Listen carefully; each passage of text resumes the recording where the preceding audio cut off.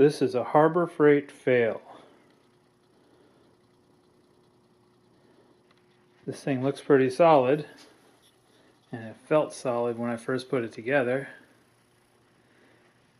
And I went to put that beast on there. This is an old Black & Decker half horsepower grinder. It's no joke, it's pretty heavy. And I thought, well, I need a heavy duty stand, and this is cast iron.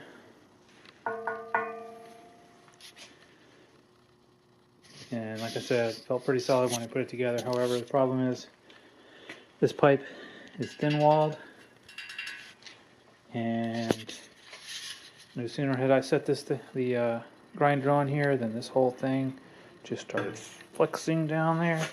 The whole, look at that, look, piece of crap. Anyway, for an old man, I have good reflexes because I saved that thing. That thing almost hit the floor. But this is a piece of shit. I'm going to try to save it, I guess, with, I guess I'm going to have to learn how to weld. That's one of these skills I've been wanting to acquire. But, disgusted. Here's an old Craftsman one right here. You know, I don't know that that pipe is any, you know, heavy duty, but this sucker does not move. That's there to stay. Fail.